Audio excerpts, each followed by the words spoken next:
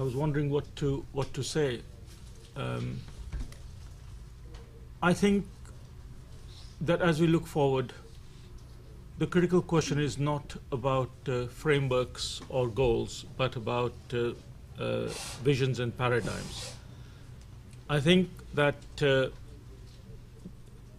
notwithstanding, Amy, your processes and scenarios, the world will sort of make up its decisions in the usual mixed up way that it does.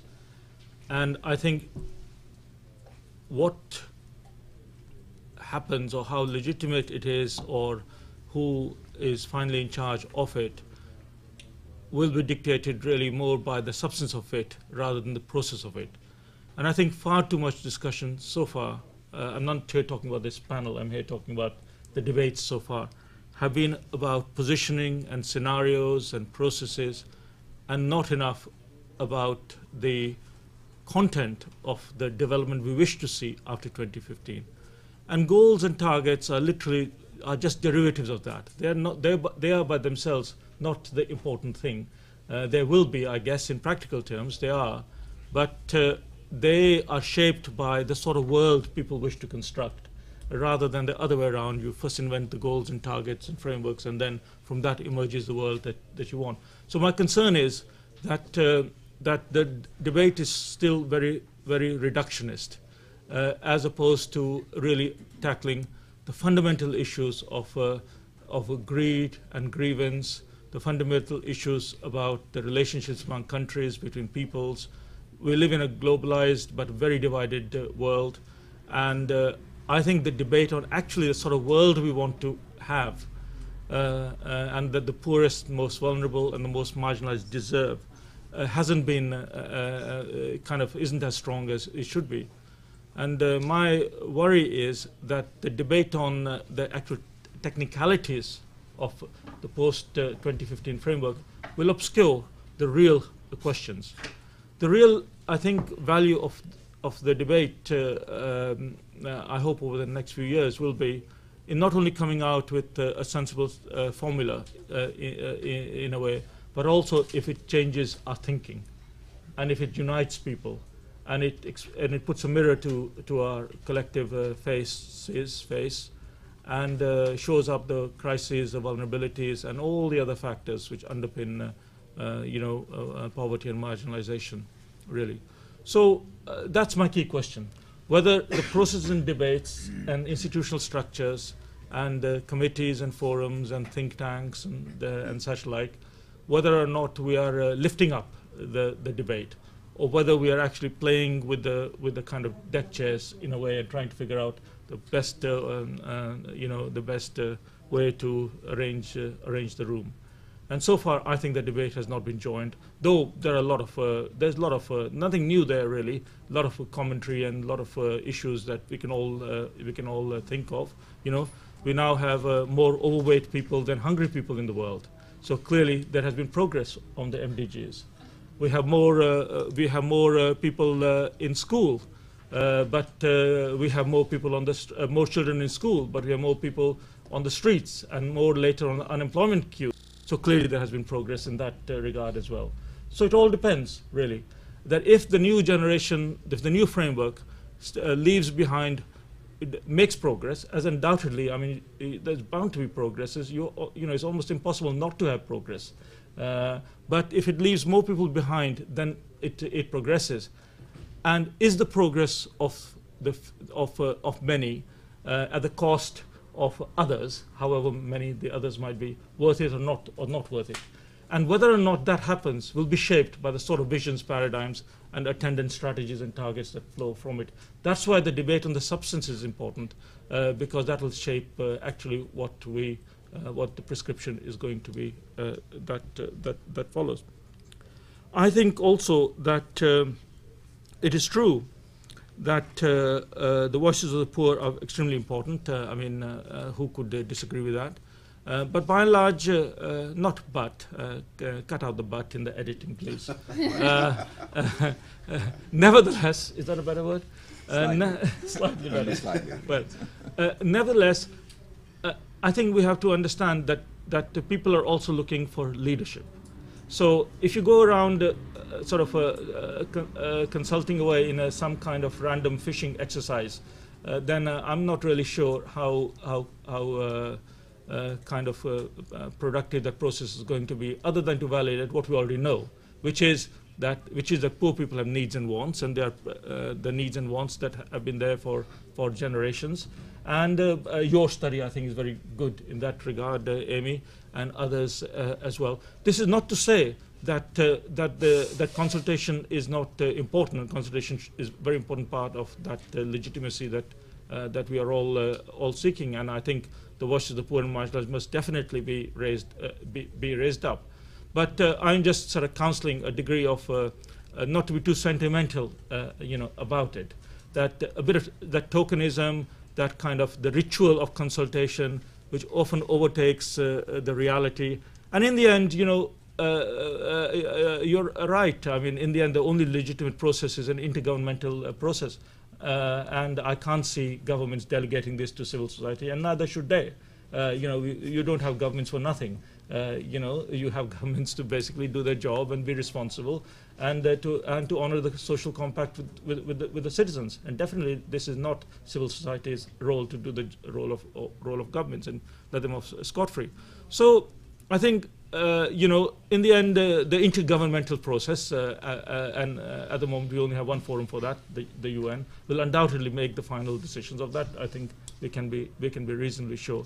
But the way to get there and inject real substance into the content, if you like, of the development paradigm or framework is really important, in the sense that the debate, it doesn't matter which channels one follows, but the debate must be on the specificities. It must be on exactly the choices that we have to make in terms of being able to have a sustainable planet and an inclusive world where people can live in peace and can actualize their full potential.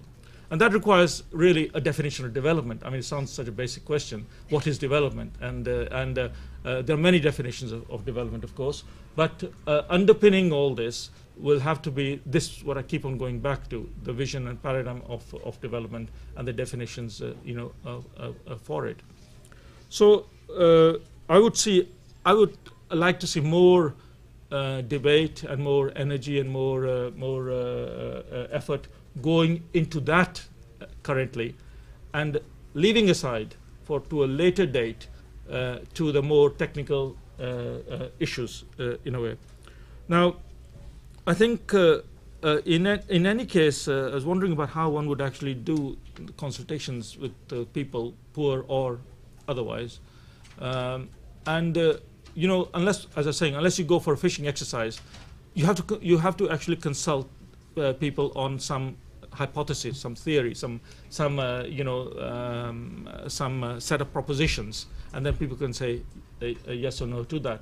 And getting to that set of propositions is where we need to get to, reasonably quickly now, if the consultations over the next 2-3 years are to have real meaning. And Amy and I were together at a kind of expert. I hesitate to use the word expert, but well, Amy is the expert anyway. A gathering in Bellagio, which was co-hosted by the International Federation where I work and the Center for International Governance Innovation in Canada, along with the Rockefeller Foundation. And we had a long and hard debates, and a report of that is nearly ready. It will be available shortly, on what we think are these hypotheses or propositions, underpinning a framework. Just to give you a little preview of what a set of goals might look like. We kind of, and this, Amy, is not necessarily what we agreed in our Bellagio meeting. This is my personal editorializing of it, and you probably disagree violently with some of those issues, but that's great. I mean, that's good for debate, not great, really. But here is my kind of personal take on some of the discussions that we've had on what a future set of goals would look like. Firstly, I think we have to completely reword them. The idea of incrementalism, that is, you just extend some of the current goals and add on a few years to them, or you just add on a few other little bits and pieces, is really not on. It's been hugely disappointing the world. The world is looking for something different, something new. It is not looking for it is not looking for more of the same, and neither is it looking for something reasonable. The problem is we are all surrounded by reductionists, technocrats, people who believe in the art of the possible, but who refuse to kind of inspire, dream, and lead the world. And we need that. We need that. The world, which is so depressed, and I could see, living in Geneva now, I don't come to London very often, and I could see in this great city, whatever, I don't know, what is it, fifth largest economy still, or is it going down? How it's kind of depressed people are. And whether that was my bad mood because of my train not working, I don't know, you see. But this is the second time in a month I've been to London. And I just thought to me, and I'm British, by the way, so I can speak with some legitimacy here. Is this it? I mean, is this it, really? Is this the future development? Is this 2015? Is it just 2015 is just a bit of the past with some bells and whistles added on and a few little reordering of the deck chairs, while the world sinks, if you like. But that's the tone of some of the discussions that are taking place, you see, including some of the expert discussions in which I have been a part. And that's pretty disappointing. And I think, thinking of the poor like to actually have hopes and dreams. So while the poor may want full stomachs, and they may want a roof over their head, and they may want all freedom from rape and violence and all the things that we can all understand and know. They want much more than that. And if a post-2015 development framework does not provide that diet of the spirit and soul, and simply confines itself to what it is now and all the technocratic discussions, then I think we will have failed miserably. And we will continue, down our kind of miserable path that we are currently on, despite the progress being made. No doubt we'll have more overweight people, and that will be, further. But no doubt we will have AIDS will be vanquished, HIV will be vanquished, and malaria will be history in a decade or two, and that will be progress. But more people will die of suicide, are dying of road traffic accidents, are dying of heart disease. Those are lifestyle conditions. And a strong element of that is actually really the kind of the way people people feel. Let me conclude then, therefore, by simply saying that the process is going to be chaotic, fantastic. More chaos, the better. The more let 6 billion voices cause confusion. Let them all tweet and Facebook and interact and God knows what else we do. Great. Let us have the most confusing noise.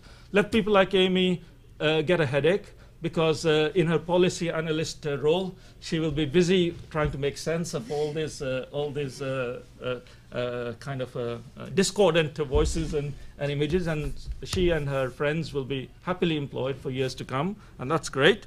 And let's also have a little bit of a revolutionary approach to this. Let's actually turn the world upside down, if we can, through the process of debate and dialogue. So what may emerge from this might actually be not quite very much what we want. Sorry, I was going to preview the goals. 12 goals proposed, clustered under 3 headings. I distinguish, so strictly speaking, shouldn't claim to represent anyone else. A structure which is around basically differentiating the goals which are concerned with the essential endowments necessary for individuals to achieve their fuller potential.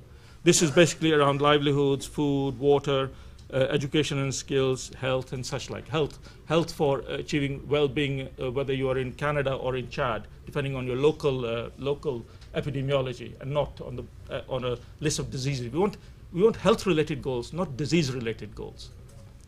A set of goals, 4 of them propose around protecting and what I call protecting and promoting collective human capital. And that's gender equality, security, resilient communities in the face of disasters, and connectivity for essential access to information services and opportunities. Then a final set of goals, which are the effective provision of public goods. 4 goals there. One is about empowerment, about civil and political rights. Other is about the sustainable management of the biosphere, which is about climate change and all the other stuff that goes with it, including biodiversity and such like. A third about rules for running the world economy. And a fourth about the governance, global good governance, if you like, for institutions and such like. And under this kind of broad architecture, you could imagine you could imagine countries set their own targets, and then for them to set their own indicators. And I think when we work through some of the list of potential indicators, and they're very feasible. Let not the numerical approach to measurement stand in the way of sensible definition of targets and assessing results.